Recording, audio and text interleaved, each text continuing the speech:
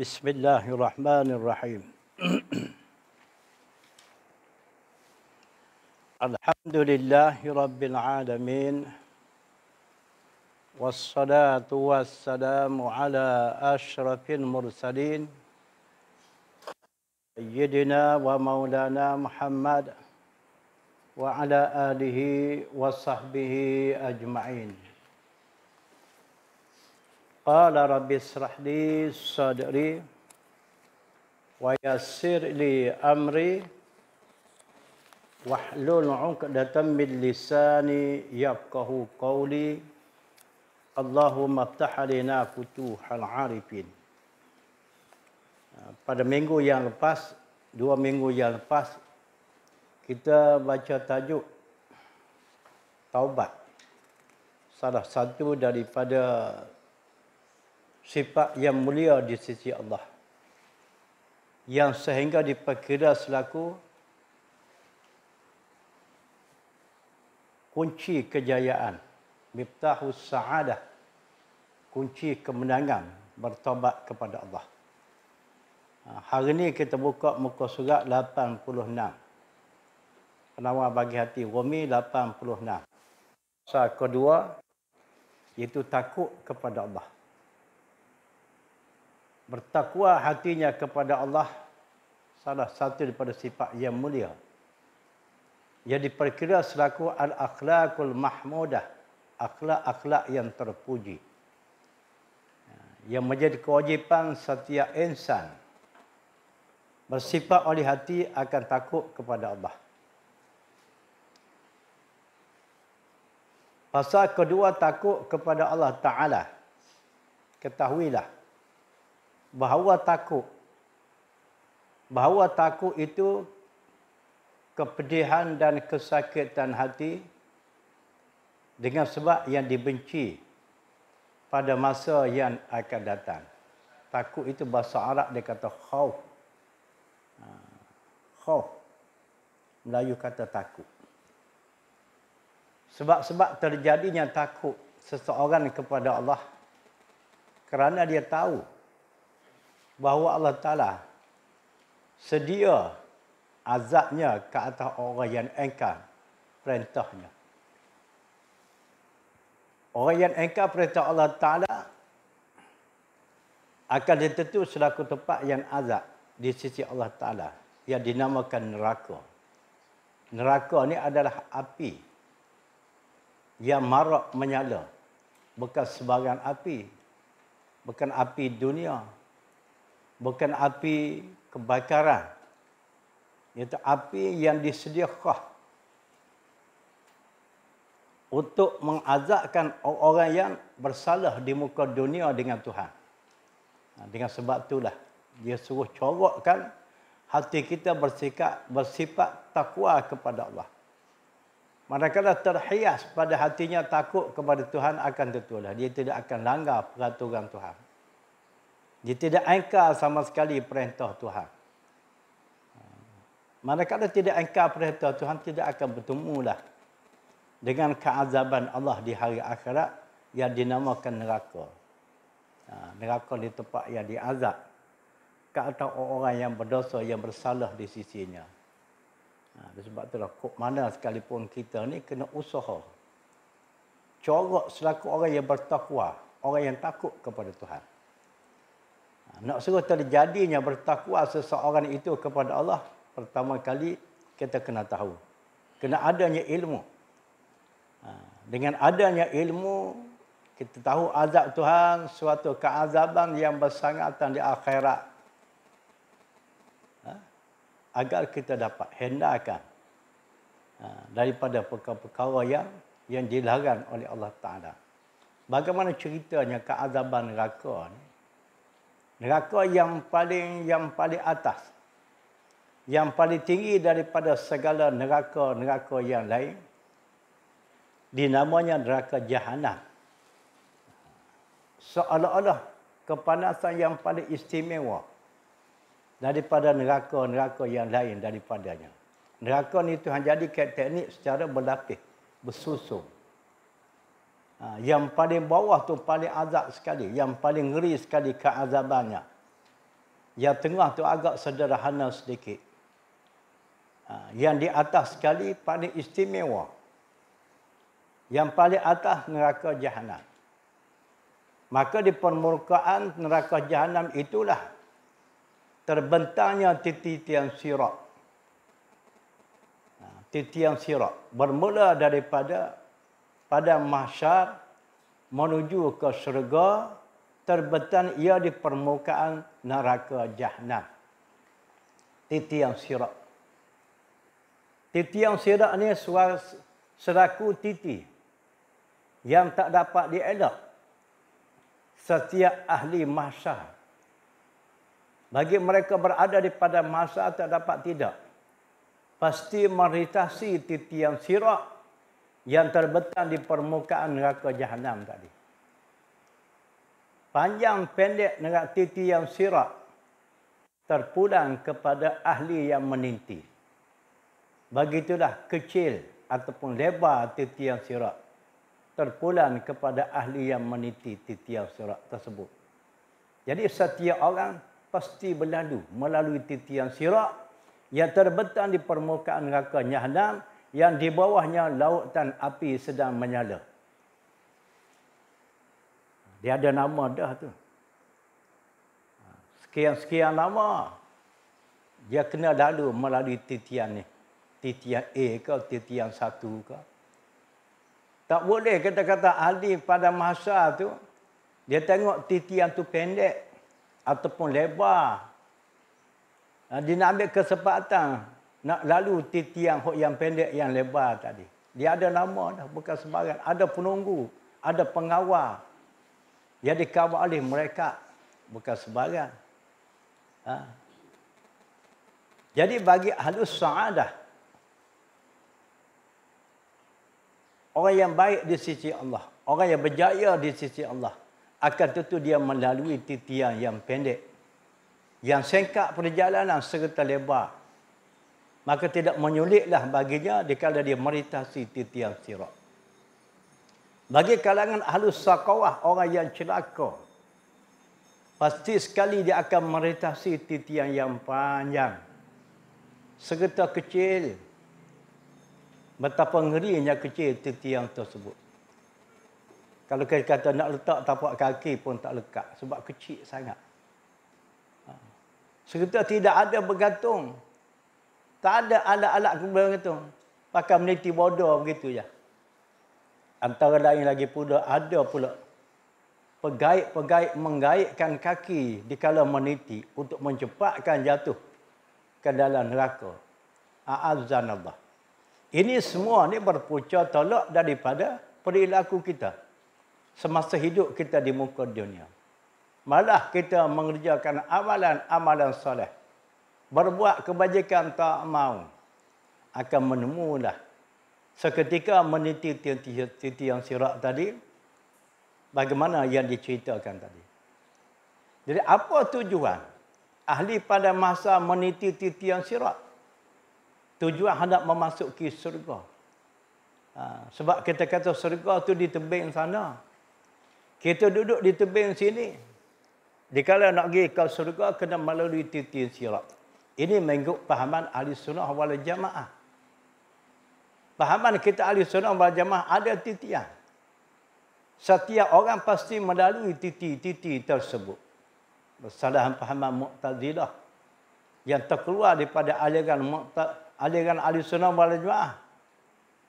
Diperkira olehnya di hari akhirat tidak ada titian sirat. Itu pahaman dia. Itu bukan pahaman ahli sunnah, pahaman ahli punah. Kalau nak kata sunnah pun punah. Nak kata jamaah, kita kata ghanah, punah ghanah. Bukan ahli sunnah wal jamaah, ahli sunnah wal ghanah. Dia kata tak ada titian sirat. Dan kalau tak ada titian sirat, dia melompat kerja macam mana? Nak masuk surga tu. Nak masuk surga bukan suatu perkara mudah di akhirat. Dinilai baik buruk seseorang tu. Antara tempat penilaiannya melalui titian sirat. Selamat dikala meniti, maka selamatlah. Berpeluanglah dapat memasuki syurga. Sebaliknya kalau tidak selamat meniti titian sirat, akan menemulah azab neraka. Azab neraka. Keazaban azab neraka Jahannam tu katanya pucuk api neraka Jahannam. Kepanasannya kalau kita catu panah api dunia 70 kali catu panah baru sama dengan tarah pucuk api neraka Jahannam. Bagaimana kalau kita peruk neraka Jahannam? Bagaimana neraka-neraka yang bukan neraka Jahannam, neraka yang di bawah? Keazaban neraka ni paling bawah, paling azab, paling bawah, paling azab. Yang paling bawah sekali ialah neraka yang disedia untuk golongan ahlul munafikin. Orang munafikin yang paling azab sekali. Bahkan melebih azab daripada kafir. Mengapa? Tuhan azab sebegitu rupa ke atas orang munafik. Kerana dialah penjahanam agama. Pemusnah agama yang berjaya di sisinya. Adapun orang kafir itu sekiranya nak merosakkan agama, awal-awal lagi dah orang Islam tolak. Sebab mu ni nak cakap pasal agama mu pun kafir. Tetapi munafik ni, dia mengaku dirinya Islam. Melebarkan pada zahir seolah orang Islam. Tetapi hakikat sebenarnya, dia sendiri pun tak boleh terima Islam. Bertolak daripada situ, dia akan cari jalan untuk merosakkan Islam. Maka usaha perosak daripada munafik ni boleh mempengaruhi oleh orang Islam. Sebab dia bercakap tu, ia melebarkan selaku orang yang Islam. Itulah antara sebab Tuhan jadikan tempat azab munafik ni lebih teruk daripada azab orang kafir. Dan keazaban ahli neraka itu kekal. Ia buat selama-lama. Kiranya itu tergolong daripada orang kafir dan juga munafik. Tidak kata azab ahli neraka itu separuh jalan. Tidak. Ini fahaman ahli sunnah. Berbeza dengan fahaman Mu'tazilah tadi. Faham Mu'tazilah dia kata tidak kekal azab ahli neraka. Akhir sudah akan hilang neraka dan juga ahli-ahlinya. Itu fahaman dia. Fahaman bukan ahli sunnah. Itu fahaman ahli punah. Bagi kita ahli sunnah wal jamaah, ahli neraka itu akan kekal dalam keadaan azab. Iaitu orang kafir dan munafik. Adapun orang beriman, kiranya masuk neraka dengan sebab tidak ada pilihan. Timban-timban amalan, sejupuk kera je amalannya. Kebajikan pun sejupuk. Timban-timban amalan kejahatan. Oh Allah. Bertimbul-timbul banyaknya jahat daripada baik. Lepas itu tidak ada sesiapa yang mensyafaatkan dia, menolongkan dia. Tetapi dia mati dalam keadaan beriman. Sekalipun dia akan menemui juga azab neraka. Tapi sungguh pun ia menemui azab, orang Islam yang banyaknya angkara dosa melebihi daripada amalan soleh, ia tidak akan kekal di dalam neraka. Di suatu masa dia akan dikeluar oleh Tuhan daripada neraka, layak ia masuk syurga. Kenapa? Kerana adanya iman. Berbeza dengan kafir tadi. Kafir dan munafik akan kekal ia buat selama-lama. Lama mana? Tak ada penghujung. Semacam bagaimana ahli syurga juga. Dia akan kekal di dalamnya selama-lama. Dalam syurga. Yang tidak ada penghujung. Bukan kata tidak mati saja ahli syurga. Tidak tua. Tua pun tidak. Untuk muda membayar. Beza dengan kita dunia ni. Kalau umur dah lanjut, orang panggil tua. Setelah tua, bertukar wajah. Waktu muda, oh macam ni. Waktu tua, kalau dia suka pun semacam gaya menangis. Wajah muka setelah tua. Itu di dunia. Akhirat tidak. Dikala masuk syurga, keadaan umur tu kekal. Ahli syurga usianya di kurungan 30-an. Usia manusia 30-an orang panggil tidak tua, tidak muda. Sederhana. Wajah sederhana. Tidak tua, tidak muda. Itu ahli syurga. Maka kekal ia dalam suasana begitu sampai bila masa. Ini faham kita ahli sunnah. Faham Mu'tazilah, syurga pun akan lenyap, akan hilang di suatu masa. Itu fahaman tidak betul. Hak betulnya neraka kekal, syurga kekal. Baik. Hari ini kita nak cerita pasal takut kepada Allah. Itu gambaran cerita. Manakala kita nampak gambaran kasar cerita begitu di hari akhirat, mudah-mudahan membuahkan ke dalam hati kita rasa takutnya kepada Tuhan. Kerana Tuhan sediakan tempat yang azab bagi pesalah yang dinamanya neraka. Dalam kitab ini kita ketahuilah bahawa takut itu khuh. Itu kepedihan dan kesakitan hati. Berasa pedih, berasa takut oleh hati. Dengan sebab yang dibenci pada masa yang akan datang. Ini bahasa Induk ni. Pengarang kitab ni asalnya Syekh Abdul Qadir Mandili. Orang Mandili, Indonesia. Dia tulis pun lekuk. Masih lagi timbul bahasa dia ni. Dan terkadang takut itu adalah kerana dosa. Faktor, sebab-sebab yang terjadi takutnya seorang kepada Allah Ta'ala itu satu dah dinilai dengan dosa.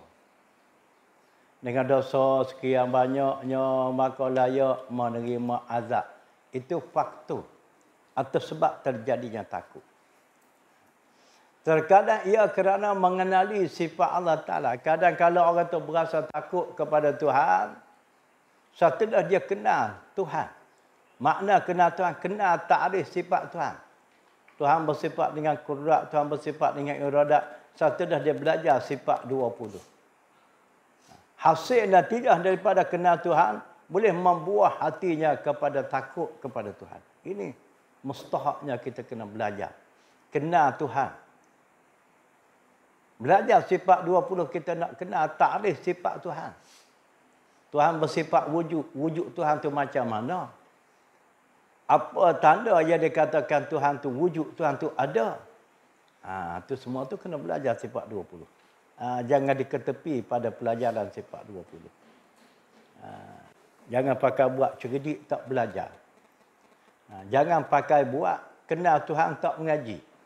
Ni banyak ni. Kenal Tuhan, kenal. Mengaji tidak. Oh Allah, pelik. Kalau dah boleh kenal Tuhan dengan tidak mengaji, dikala lahir anak jangan atas sekolah. Jangan atas sekolah. Sebab saya dalam bab agama saya tak mengaji pun saya faham. Kalau macam tu, anak demo jangan hantar mengaji sekolah. Tunggu bila jadi cikgu ke, jadi prof ke, jadi doktor ke. Pandai pula dia kata, kalau tak mengaji agama, kalau tak mengaji sekolah bodoh lah. Begitu juga dalam hal agama ni. Kalau tak mengaji agama ada cerdik. Sama dengan tak mengaji sekolah tadi. Kata orang tua-tua, kalau tak mengaji, wah buta pun tak kenal. Sementara wah celik. Penting belajar. Penting belajar. Dan yang kedua ini, takut ke Tuhan kerana kenal Tuhan lebih sempurna daripada yang pertama. Yang pertama dia takut ke Tuhan kerana dinilai dari segi dosa tadi. Dan dari sebab dosa tadi layak dia menerima azab Allah Ta'ala. Maka kalau dia buat perbandingan, takut kerana dosa dengan takut kerana kenal Tuhan, lebih sempurna takut kepada Tuhan kerana kenal Tuhan. Tetapi nak kenal Tuhan tu, kenalah belajar ilmu tauhid. Ilmu nak kenal Tuhan namanya tauhid. Namanya usuluddin. Namanya akidah Islam dan sebagainya. Ataupun fiqhul akbar, fahaman besar. Ilmu tauhid macam-macam dipanggil. Dipanggil oleh orang terhadap ilmu tauhid ni ilmu sifat, ilmu usuluddin, ilmu tauhid, ilmu kalam, ilmu fiqhul akbar dan lain-lain lagi. Jenamanya banyak. Jangan diabal sama sekali nak kenal Tuhan daripada belajar ilmu tauhid. Dalam ilmu tauhid tu dia ada bab-bab pula. Bab nak kenal Tuhan, kita belajar dalam bab al-uluhiyah, dalam bab ketuhanan. Bagaimana sifat Tuhan yang wajib, yang mustahil dan yang harus. Dan dalil-dalil bagi setiap sifat. Sama ada dalil aqal dan juga dalil naqal. Kena belajar juga. Ilmu dalil bagi sifat. Itu kena buka lamaran kitab tauhid sana. Kerana orang yang mengenal Allah Ta'ala itu tidak dapat tidak. Ia takut kepada Allah. Pasti sekali. Pasti sekali bagi orang yang kenal Tuhan, akan hasillah perasaan hati itu rasa takut kepada Tuhan. Ini nak corok. Bertakwa kepada Allah. Kelas pengajian agama pun tak masuk. Mana kita demo ni? Pelik dah ni. Kerana Allah Ta'ala berfirman. Tuhan sendiri menyatakan dalam Al-Quran. Jikalau kita berilmu, akan menghasillah pada hatinya rasa takut kepada Tuhan. Lebih-lebih lagi ilmu tauhid tadi. Ilmu usuluddin tadi. Tuhan kata, innama yakhshallaha min ibadihil ulama'u. Maksudnya sebenarnya yang menaruh bimbang dan takut Allah Ta'ala dari kalangan hamba-Nya ialah orang-orang yang berilmu. Bahasa kekok sikit. Maksud dia buat mari tu kita bahasa kekok nak faham. Kita faham secara logat kampung. Daripada ayat ni Tuhan kata hanya senya. Mereka yang merasai takut kepada Allah daripada kalangan hamba dia ialah orang yang berilmu. Ni terletaknya beruntung mengaji agama. Dia kena ilmu di sini, ilmu din, ilmu agama. Bukan ilmu hak luar daripada agama boleh menghasilkan hati takut kepada Allah. Dia belajar ilmu apa? Ilmu matematik, ilmu kira-kira. Tak kalah dengan belajar ilmu matematik itu menghasilkan takut kepada Allah. Dia belajar ilmu sains untuk menghasilkan faedah teknologi daripada sains. Belum tentu lagi boleh takut kepada Allah. Dia kecuali orang yang ada basic agama. Orang ada basic agama, orang ada asas agama, dia belajar ilmu apa sekalipun ada harapan baik. Dia belajar ilmu tauhid untuk kenal Tuhan. Selepas tu dia belajar ilmu sains. Lepas tu dia gabung dengan ilmu tauhid tadi, dengan ilmu sains. Boleh menampak hati perut dia ni betapa kuasanya Tuhan. Betapa bijaknya Tuhan. Itu lain. Hak kita komen di sini, hak mereka yang abai dengan pelajaran agama hanya tertumpu pada pelajaran dunia semata-mata. Pelajaran ilmu sekular tidak menghasilkan takut. Jadi dari ayat ni, syahid kita daripada ayat ni, orang yang boleh menerima takut hati kepada Allah ialah orang yang berpengetahuan agama. Ni sini terletaknya beruntung mengaji agama. Kita dalam kesibukan dunia ni, sibuk dengan kerja, sibuk dengan tugas, jangan diabai sama sekali dengan belajar agama. Setidak-tidak sebusuk-busuknya dah tak ada pilihan masa, seminggu sekali. Sebulan sekali tu jauh. Masuk kelas sebulan sekali jauh. Kalau ngaji sekolah, sebulan sekali pergi sekolah. Seminggu sekali pergi sekolah pun belum tentu lagi. Dia kalau ambil perasaan tu lulu. Tapi kalau ngaji agama ni bolehlah. Seminggu sekali pun tak apa dah. Kalau ngaji sekolah, macam mana nak ambil periksa? Masuk kelas seminggu sekali. Pandai komen tak nak? Sebab apa? Sebab kita ni boleh menampak. Boleh menampak dunia tu lebih mulia daripada akhirat. Kalau kita meletakkan kemuliaan akhirat lebih daripada dunia, tak cukup masa nak mengaji agama seminggu sekali. Seeloknya setiap hari. Setiap hari. Setiap saat. Bagi kita yang masih lagi banyak tak faham hukum hakam yang berkait dengan agama. Imam hukum akidah, hukum syariat dan juga hukum akhlak. Banyak ni ilmu agama duk tunggu kita ni. Kalau kita pergi ke kedai kitab dah ni, kita tengok kitab bersusung. Allahu Rabbi, banyaknya ilmu. Kitab-kitab tu melambangkan ilmu. Kerana ia tersirat di dalamnya ilmu. Sebab itulah. Allahu Rabbi.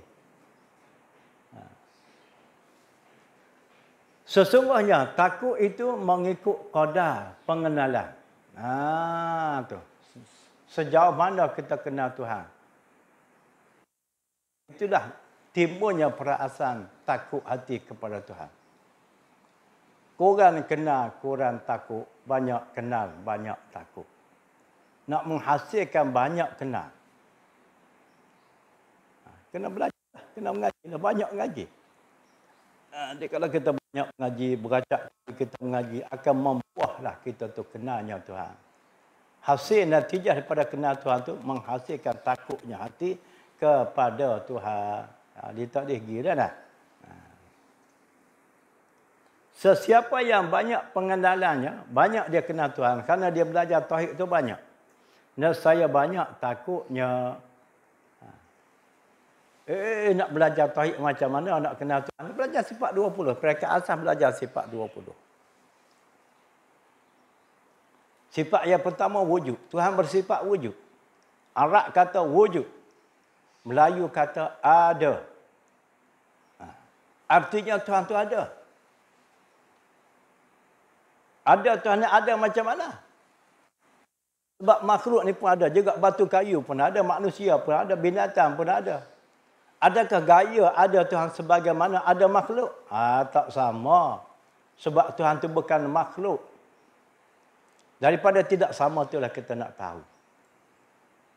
Tuhan bersifat wujud yang artinya ada. Ada Tuhan tu ada macam mana? Ada Tuhan tu ada yang qadim. Makna ada yang qadim, ada Tuhan sedia kala lagi dah.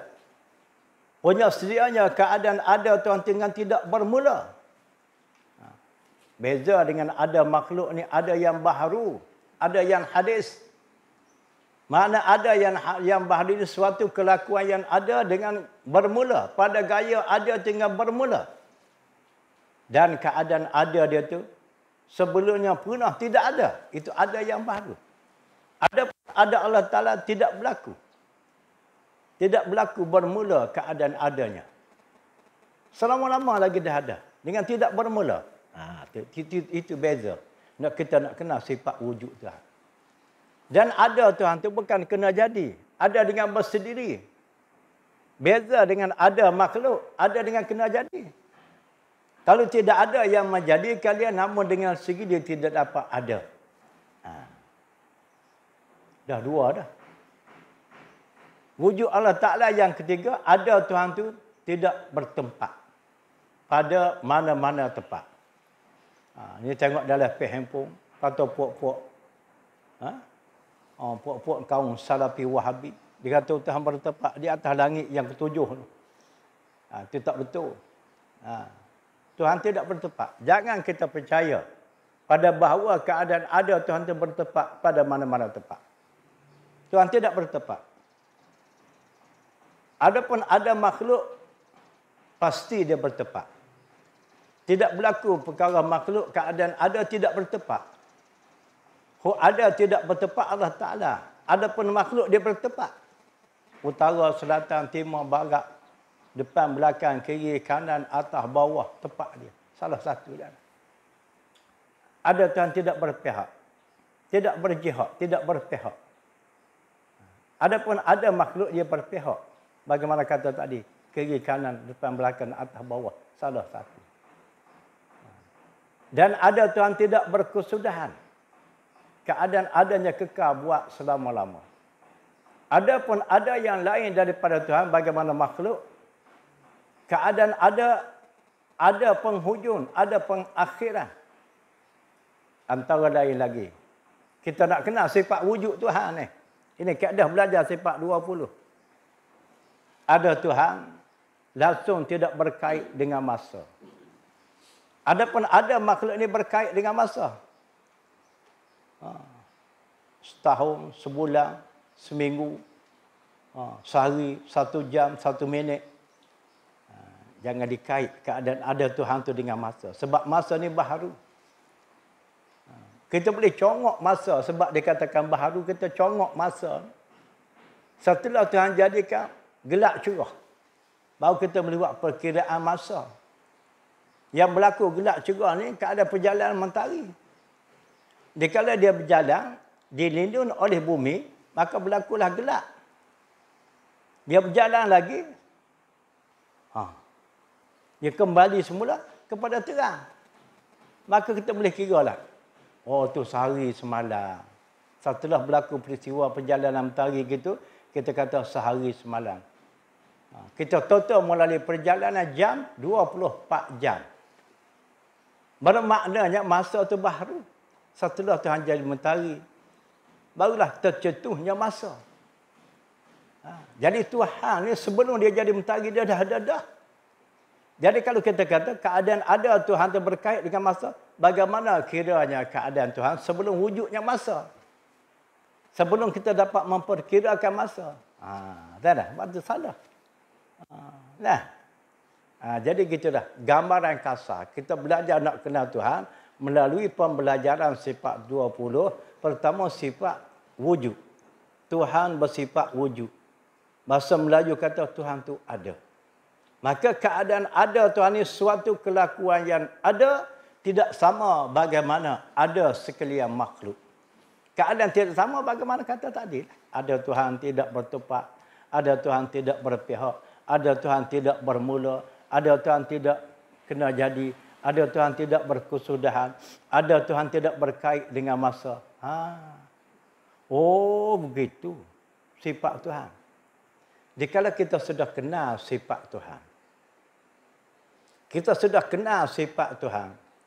Kenalan kita tu dipanggil muwafaqah bagi waqi'.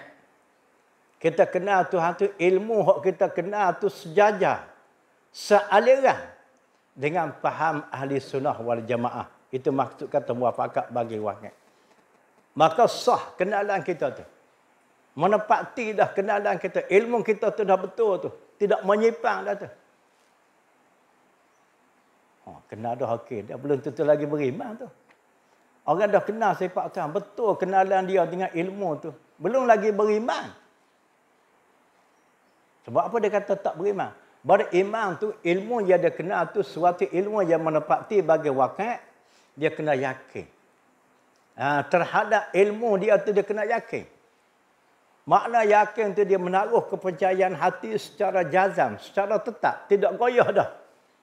Itu dipanggil yakin. Sebaliknya pula kita kata dia kenal Tuhan dah. Ilmu yang dia kenal tu muwafaqah bagi waqi'. Tetapi kepercayaan hati itu terombang ambing. Dikatakan 50-50 dipanggil syak. Maka itu tidak yakin. Ataupun dia kepercayaan dia dah kuat dah. 70% dia percaya, tapi saki-baki tak percaya, 30 itu masih melekat lagi di lubuk hati. Itu dipanggil zan. Maka kepercayaan secara zan belum juga dikatakan beriman. Sama telah dia percaya secara waham. Sikit sangat percaya, banyak tak percaya. Lagi jauh. Keadaan zan pun belum lagi beriman. Makna yakin tu, dia menaruh kepercayaan hati 100%. Terhadap sifat Tuhan yang dia kenal tadi. Itu dia katakan yakin. Itu dia katakan yakin. Nak membuahkan yakin hati. Terhadap sifat itu bagaimana pula. Ni kita nak cari formula. Yang dikatakan orang itu beriman kepada Tuhan.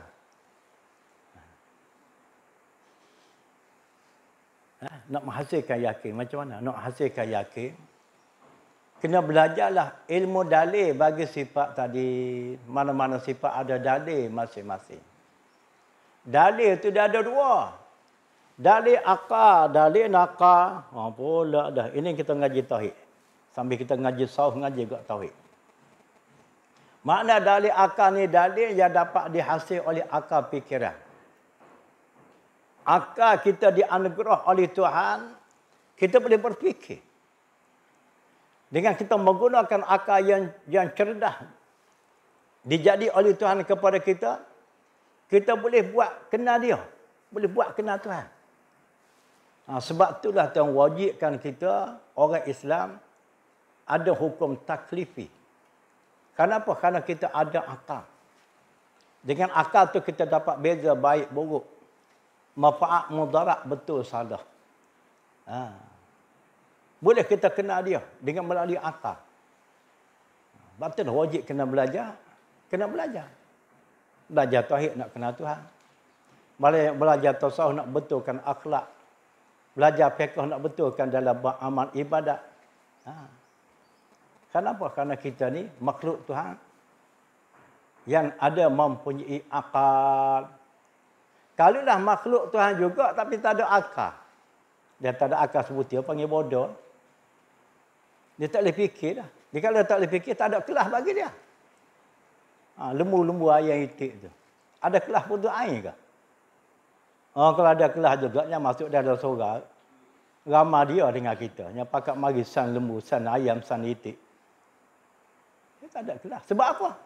Sedangkan dia makhluk Tuhan juga. Tak ada kelas. Mengapa? Kerana dia tak ada akal.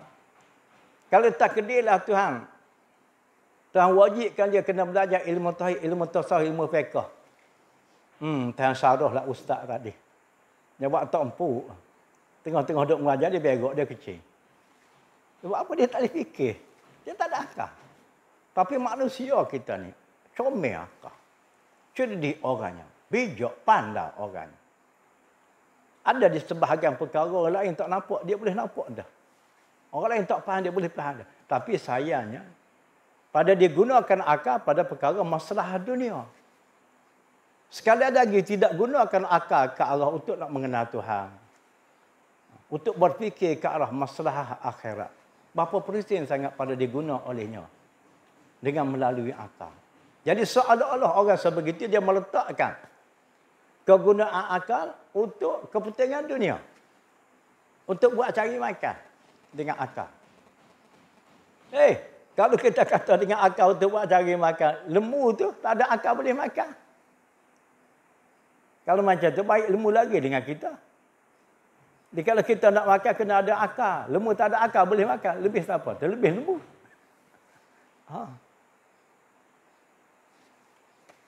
Matlamat asalnya. Tuhan campurkan akal dalam hati senembari untuk dipergunakan dengan akal tadi agar kita boleh kenal dia. Jadi bagaimana cara nak kenal Tuhan? Dengan melalui akal tadi. Kalau akal sebatang kara. Akal tidak ada pemimpin. Akal tidak ada pembimbing. Siapa pemimpin akal? Siapa pembimbing akal? Ialah ilmu. Kalau akal sebatang kara tak ada pembimbing ilmu, tidak akan hasil di kala itu dikatakan akal yang waras. Akal yang cerdik. Akal sebatang kara tak akan lahir selaku akal yang cerdik. Bagaimana orang barat, mak-mak saleh. Orangnya cerdik. Pengajian agama cerdik. Tapi bagi dia tidak ada bimbingan agama. Bimbingan agama yang samawi yang datang daripada Allah. Bagaimana kita orang Islam? Di kala itu tidak akan lahir mak saleh yang cerdik tadi selaku orang yang berbudi susila yang luhur. Sebab apa? Sebab akal dia walaupun cerdik pun tidak ada bimbingan ilmu. Maka berlakulah pada dia semacam orang yang bodoh.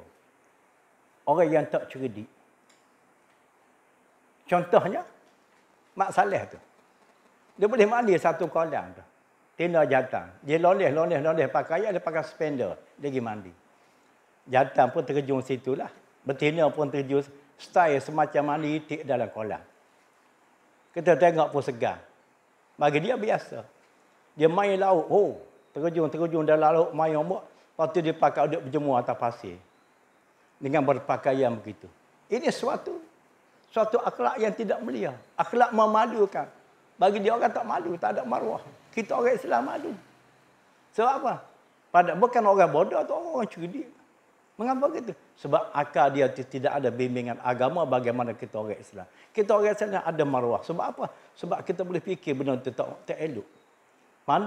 Mata memandang oleh orang tak comel. Akhlak diri.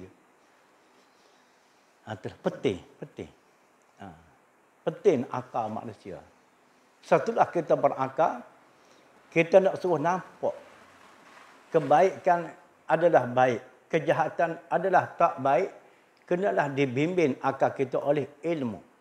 Ilmu selaku pembimbing akal tak lain tak bukan ilmu agama, ilmu Islam. Kita nak ambil ilmu lain, itu bukan saluran. Kalau kita kata orang tu berpengajian tinggi lah, boleh title doktor lah, PhD lah. Kita tanya dia, dalam lapangan apa dia boleh doktor? Dalam lapangan sejarah lah.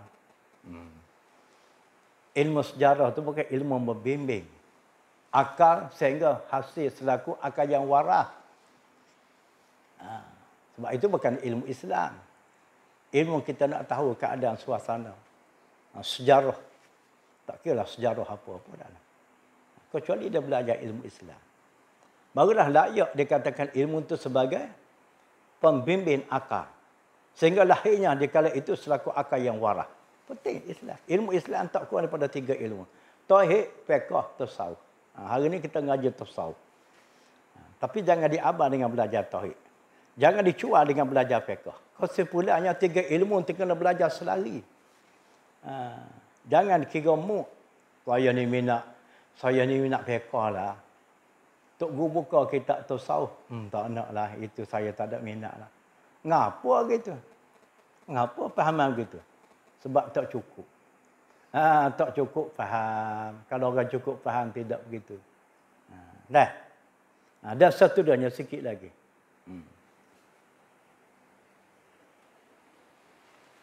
Kerana inilah Nabi SAW sabda. Kenapa? Kerana dengan ilmu tu boleh menghasilkan seseorang itu takut kepada Allah. Maka Nabi kata, ana akhwafukum lillahi ta'ala. Aku lebih takut kepada Allah Ta'ala daripada kamu. Nabi mengaku yang diri dia tu lebih takut kepada Tuhan kalau dibanding dengan orang lain. Mengapa? Kerana dia tu orang panggil Nabi ke? Tak. Sebab itu dia banyak kenal. Banyak ilmu. Nabi tu orang banyak ilmu. Kita dapat ilmu melalui saluran Nabi. Apa yang dipermankan oleh Tuhan, maka Nabi faham.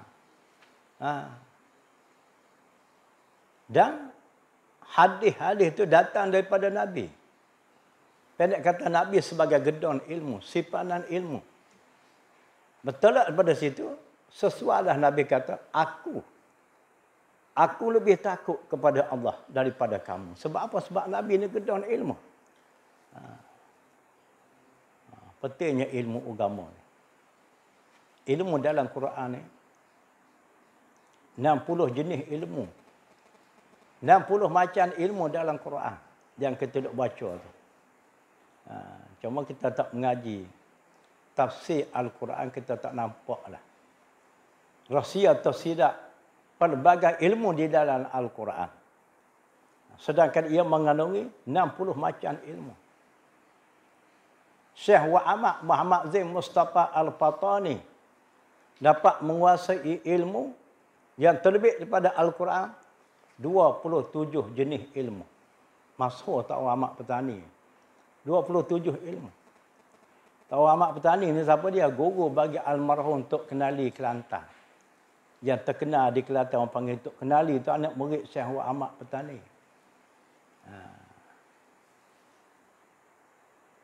Tok Kenali dapat ilmu melalui bimbingan Tok Guru Syekh Wa'amak tadi 17 ilmu.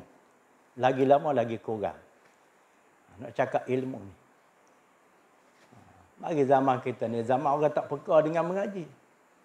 Adakah lagi bertambah banyaknya ilmu? Bertambah kurang. Bertambah kurang. Akhir-akhir sudah, orang mengaku Muslim sendiri sekalipun, langsung tidak berilmu. Agama apa? Islam. Ilmu? Tak adalah. Jadi setakat nama sajanya Islam. Islam yang sekadar nama. Tidak ada pengisian ilmu di dalamnya. Semacamlah kata orang tua-tua, kelapa yang digigit oleh tupai. Tupai makan. Korek habis tinggal kelotong. Tak ada isi. Jadi kalau orang Islam tak mengaji, semacamlah kelapa yang tak ada isi. Dia kalau tak ada isi, tak ada nilai lah. Semacam juga kita ni, manakala dia mati oleh Allah. Dalam suasana kita tidak dapat milik ilmu-ilmu Islam. Makna roh kita tu tidak ada kemuliaannya di sisi Allah. Berbeza dengan orang yang berilmu. Serta dengan beramal dengan ilmu dia. Dia kalau diwafat oleh Allah, akan tentu rohnya dihormat, ditazim, diperbesar oleh para-para malaikat. Dimulia oleh para-para malaikat. Ini suatu ciri-ciri yang baik. Setelah kita dapat milik Islam, kiranya kita mati, roh kita itu dimulia oleh para malaikat. Di kala malaikat itu mulia akan tertulah Allah Ta'ala. Lebih lagi memuliakan dia. Bukan kerana mulianya roh kita setelah mati, kerana kita namanya Islam. Tetapi pengisian Islam itu tidak ada. Tauhid tak mengaji, fiqh tak belajar. Tasawuf lagi jauh. Oh Allahu Rabbi. Ngaji. Nak kira sibuk. Selagi kita ni hidup memang sibuk. Manusia ni selagi hidup sibuk. Orang tu sibuk dengan tugas dia. Orang kampung sibuk dengan musim kemarau nak pergi menebah pokok-pokok semak sama dalam kebun getah. Nak pergi tanam pokok-pokok. Musim buah durian gugur, dia sibuk nak pergi pungut buah durian. Itu cara sibuk orang kampung. Sibuk orang bandar, cara dia. Supaya burung. Pagi-pagi keluar rebang, keluar rumah, pergi ke pejabat. Petang-petang meluru balik ke tempat kediaman masing-masing. Semacam burung gagak.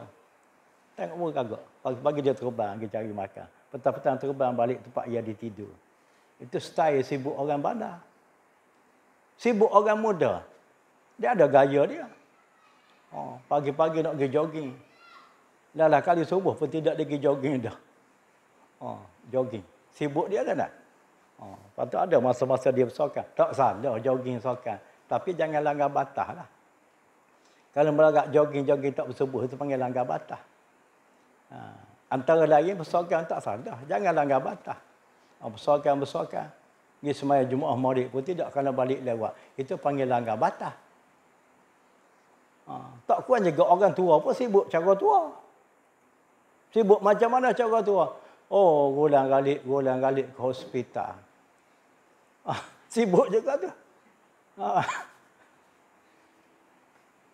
Nak cakapnya, selagi kita ni nyawa dikandung jasad, tak terlepas daripada sibuk. Style sibuk tak sama antara satu sama lain. Kena bercakap pasal sibuk. Dah masa mak nak habis sibuk. Setelah masuk kain kutung. Orang kata apa? Ya Israel datang memanggil. Itu dia. Makna Israel itu malaikat maut tu.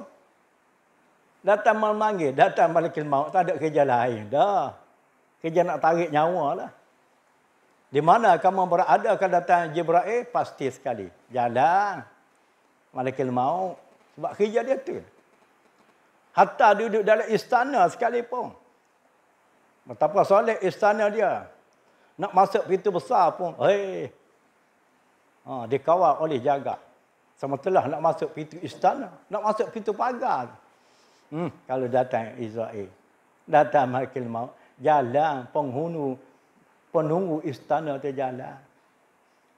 Barulah habis sibuk. Setelah jalan habis sibuk. Dalam keadaan sibuk ni. Kita dapat meruangkan masa. Mencelahkan kita dapat. Menerima pengajaran Islam. Dalam bab akidah. Dalam bab tasawuf. Dalam bab fiqh. Setidak-tidak. Sebusuk-busuk 3 ilmu tu kenalah. Berlalu. Kena ngaji. Kewajipan orang yang mengetahui kena ajar orang kampung. Orang awam. Bukan orang kampung, orang awam. Sebelum nak pergi merantau kepada ilmu-ilmu yang luaran daripada ilmu yang 3 tu. Sebab itu dikatakan basic utama. Yang menjadi asas di dalam Islam. Fardu ain. Sikit lagi. Kerana Nabi SAW lebih banyak pengetahuan. Sebab itulah dia kata aku lebih takut pada kamu. Kerana Nabi itu orang paling banyak daripada orang lain. Dan sesungguhnya takut itu satu kelakuan. Yang dipuji, suatu akhlak yang mulia. Tercoroknya sifat hati takut pada Tuhan, suatu corok sifat yang mulia. Allah Ta'ala memperhimpunkan 4 perkara bagi sekalian orang yang takut kepada Allah. Ini keramat. Keramat orang takut ke Tuhan, dia dapat milik 4 perkara. 4 perkara yang dimiliki orang yang takut pada Tuhan dikatakan keramat. Makna keramat ni kemuliaan. Suatu perkara yang mulia. Kalau benda tak mulia tak boleh kata keramat. Ini kata kalau orang kampung ni Manakala pelik berlaku pada seseorang, dia cok keramat selalu. Bukan tidak ada keramat. Keramat ni wujud ada. Tetapi berlakunya pada orang-orang yang soleh.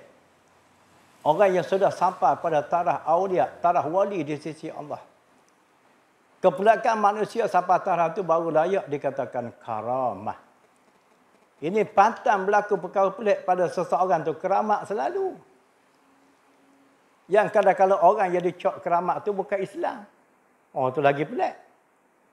Sehingga dia kata Sami Buddha di Selatan Thailand. Orang Kelantan kata Tok Cha. Oh, Tok Cha tu keramat lah. Mengapa engkau kata Tok Cha tu keramat? Oh, dia boleh buat berlaku. Keramat.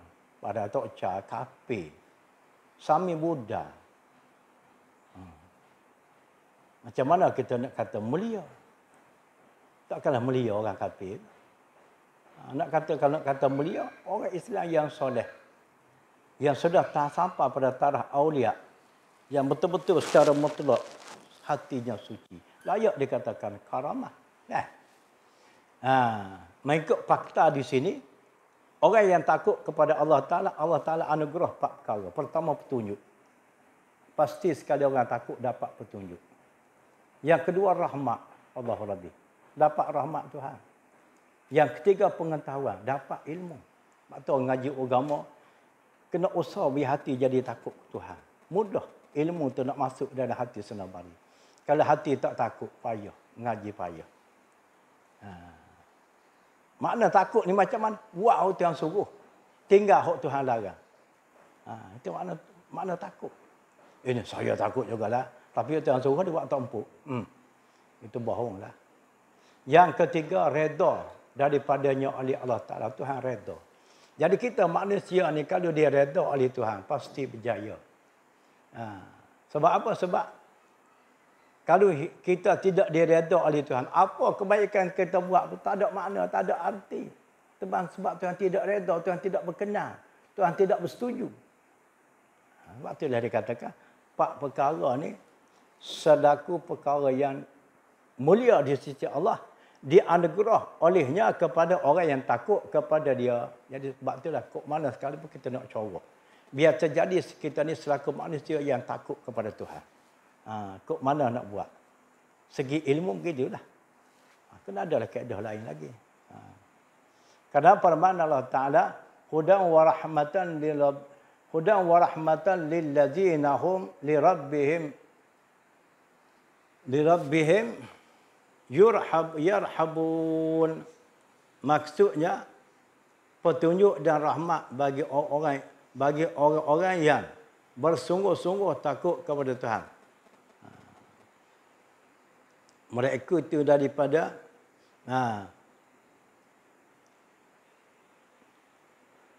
petunjuk dan rahmat bagi orang-orang yang sungguh-sungguh takut kepada Tuhan mereka.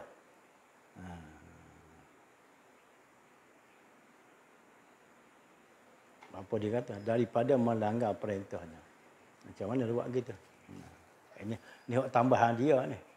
Kita tak baca dekat kok nak faham tambahan dia. Kita baca huruf asal. Jadi syahid kita daripada ayat ni, orang yang takut ke Tuhan, orang yang takut ke Tuhan akan dapat rahmat. Hudan wa rahmatan. Petunjuk, dapat petunjuk, dapat rahmat. Hudan tu petunjuk, rahmatan tu rahmat Tuhan. Itulah. Dan lagi firman Tuhan, innama yakhshallaha min ibadihi ulama'u. Dia nak hurah. Maksud kata takut tu akan menghasilkan 4 perkara tadi. Pertama, dapat petunjuk. Yang kedua, dapat rahmat. Itulah. Innama yakhshallaha min ibadihi ulama. Wallahu a'lam. Zahur dan maksudlah.